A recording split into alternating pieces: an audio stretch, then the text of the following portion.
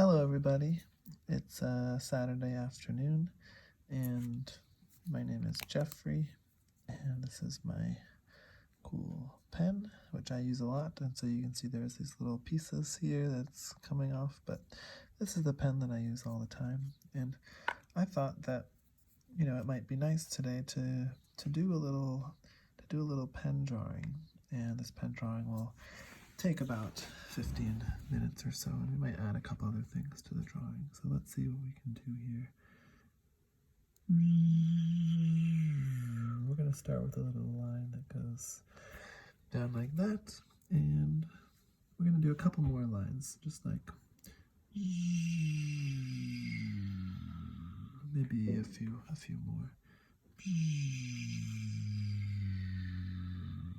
There's 1, 2, 3 lines. And, well, I think that's actually quite good. Now we're going to do a shape around those lines like this.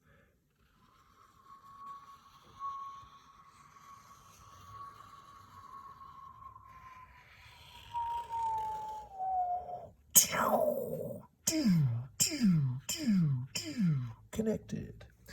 Okay, what else do we have? It looks a little bit like a face, and so maybe what I'll do now is come in and make it more face-like. But I don't want to be too obvious with things.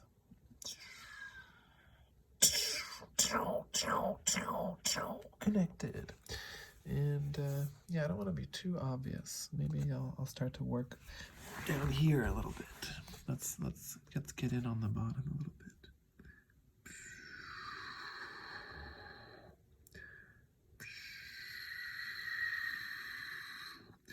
Oh, I like that cone coming out. Maybe we can add a little bit of detail in here, actually. Let's get some detail into this cone using the back of the pen. This is the back side of the pen.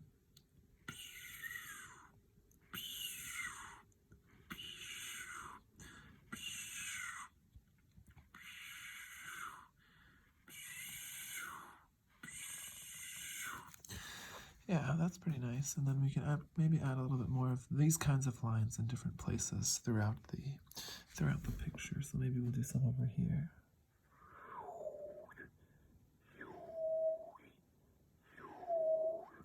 I like to make sounds.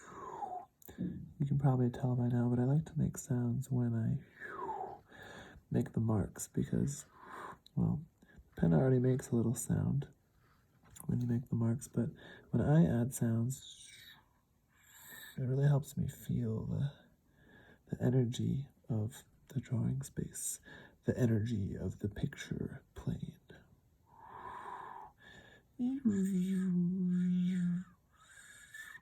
And I don't have specific sounds for specific lines or anything like that. I just make whatever sounds I feel like making based on whatever lines I am drawing. That big sound you just heard, that's my heater downstairs. Goes every once in a while. I don't know why it does that, but that's what it does. All right. So we've got some nice variation here in both the color and the lines. I'm using a kind of purple ink, right? But sometimes the ink comes out darker, and yeah, so that kind of looks pretty good as far as I'm concerned. Now, let's go back and think about what we want to add to this little picture. I'm going to put a little thing up here.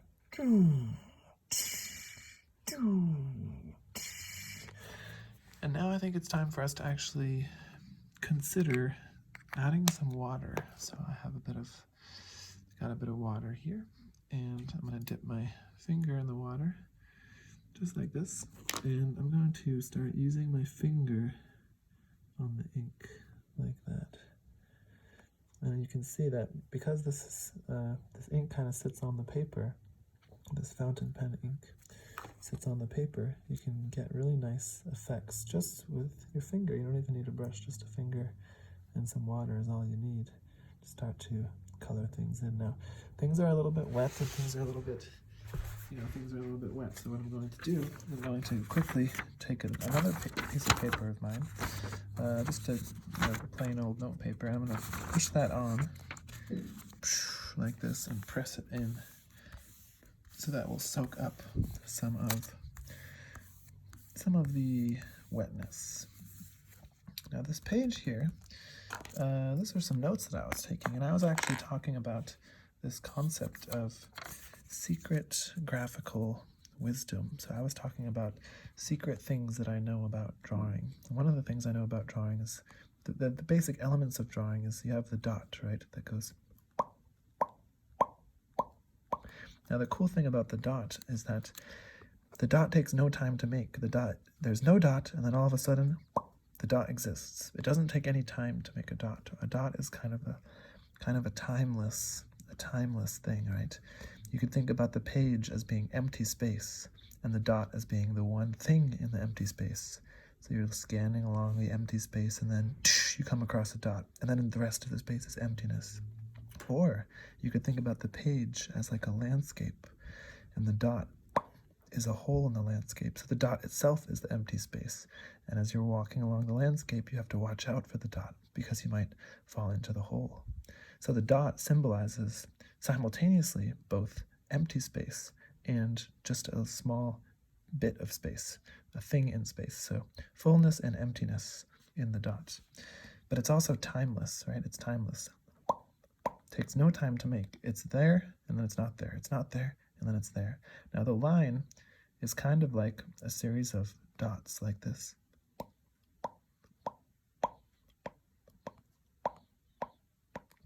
But they're all really close together. And notice how it takes time to create a series of dots. You measure the time between each dot, and that is how you get a line. A line is basically a dot with the element of time added. And my very good friend once said, I don't know why anyone would want to draw anything other than a line. And I think that's a kind of interesting thing that they said. Their name was Casey. Their name was Casey Reese. And they're kind of an interesting artist. You can look them up if you want. They're basically a kind of a computer artist who does a lot of stuff with drawing. Now the next level is the shape. And that's what I was drawing earlier in this video. The shape is when the lines connect.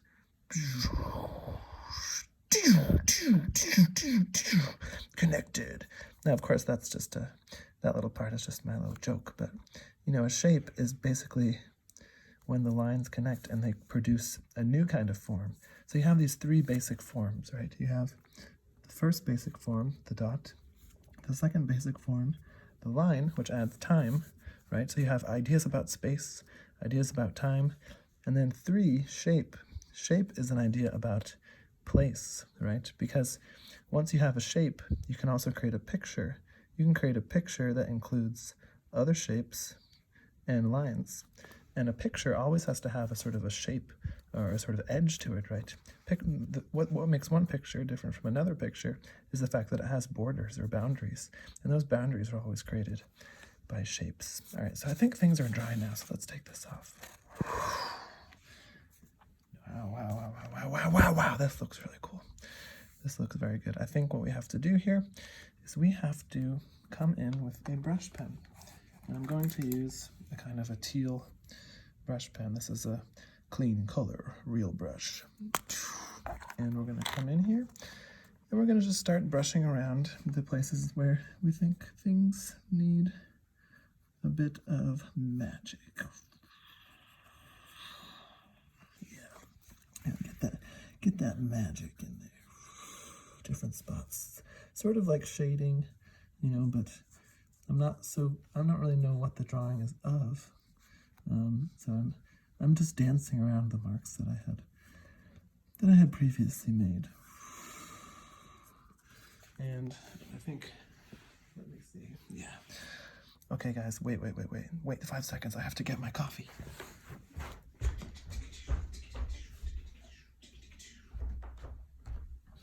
Okay, I got my coffee. Now I'm going to have a sip of my coffee.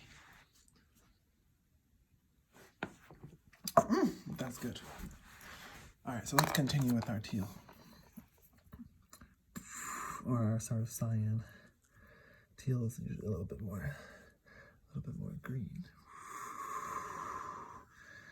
I don't know what this is. This is like an eerie potato. The eerie potato. But this needs some action here, right? And so I want to come in here with my little Kid Picks highlighter, and we're gonna add something to this guy here. So let's see what we can do. Let's do it close up on the camera like this.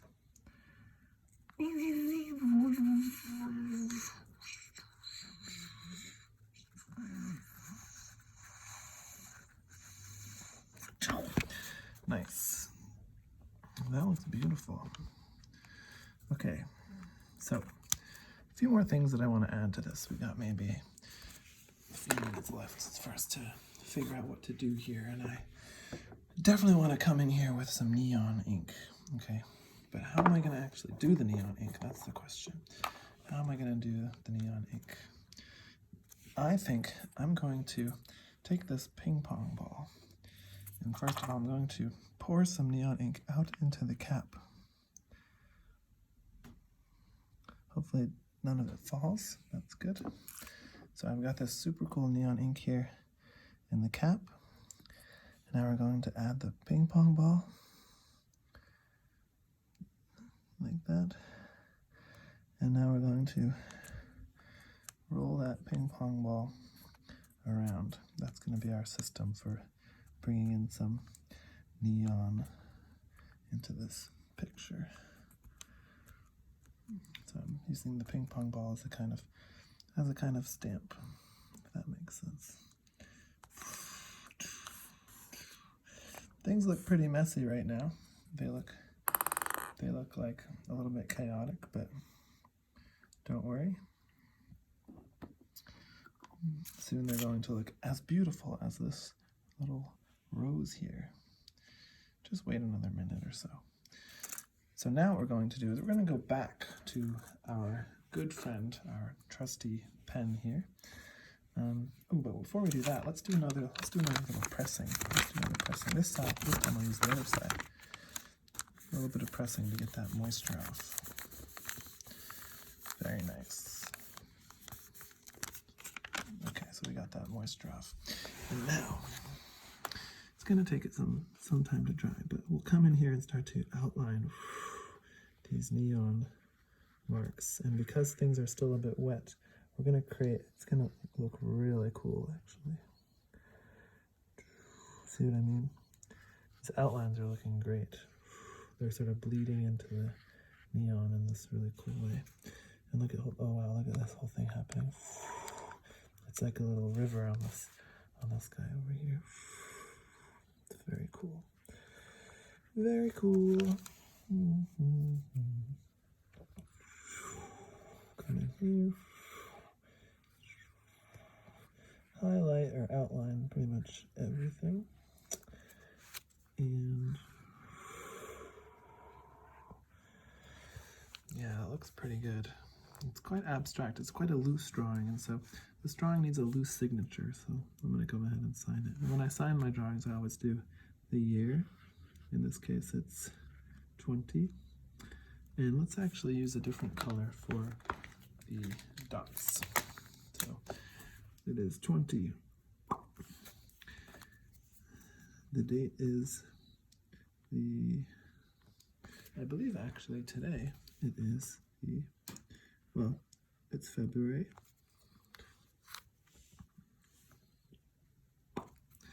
February 28th. Or is it the 29th?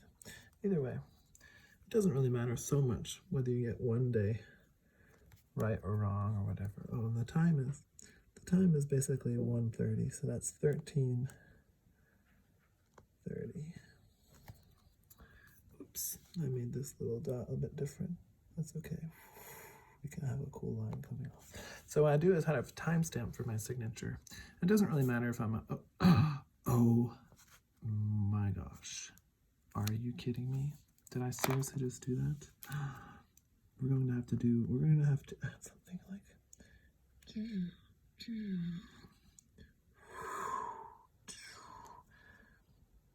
We have to make this cooler. Sometimes, you know, when you make something that you didn't expect, right? Like, look at that thing. I did that accidentally, but now that's going to become a motif throughout the picture, right? That's actually going to be one of the major things that ties this picture together. It seemed like it was a mistake, but now it's not so much a mistake. It's part of the structure of the whole image. And you'll see what I mean. It's important not to have, when you're making abstract drawings, it's important to always think that everything could turn out differently. You know, the whole time you don't want to be having many ideas, because sometimes you try a new tool out or you try something and, you know, it's just important to constantly be thinking about how the whole thing might end up different from what you think it is now, and that's okay. So we added a bit of that stuff in there, and now we're going to use one more color here. We're going to use this kind of dirty pinkish color on the edges of these things, and that's going to drive us home, as they say, and allow us to finish this picture off.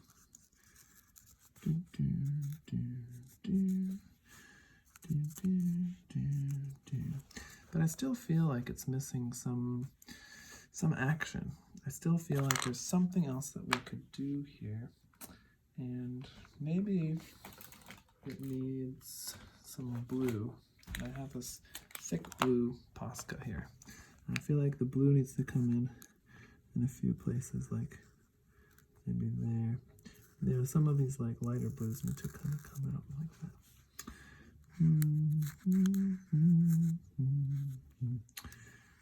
So we got that blue in there, and we're very, very close to being done. You don't always know when the picture is finished. You know, sometimes you have to work a bit. We might want to bring in Cherry Bob here. Cherry Bob can do some cool red stuff for us in some different places. Yeah, the red is, yep, we definitely needed the red. See how much action the red is adding here? It's really, the red is really helping out. Very nice. This is going to be kind of like a grid thing up here. Yeah, red is very cool. And maybe we're only going to do red in the yellow, I think. Okay, a little bit of red here. Maybe a little red nose for that guy. And red coming off there. Starting to look action-packed, I would say. And that might be just about everything. So let's take a look at the final image. I might add a bit of something like that down at the bottom. And not only that, but we're going to bring in a glittery gel pen. This thing here, check this out. Very cool. Gel glittery pen. We're going to bring that in for the final touches. The final touches. And we're going to add that in just a few places in the drawing, just a few little spots. Anyway, I hope you enjoyed watching me do this drawing. This is the first video that I'm making like this, and it's a vertical video, right? So it looks like a portrait. So I could also do a horizontal one, but I'm used to doing the vertical ones right now. Let's tear this one out and check out the results. Oh yeah, that looks pretty cool. Let's look at it from all the different sides. Get some up-close action. You can see the details. Very nice, guys. Very nice. All right, well, in that case, it's time for me to say goodbye. And yeah, I hope you liked this drawing. And let me know if you want to see another one. Bye.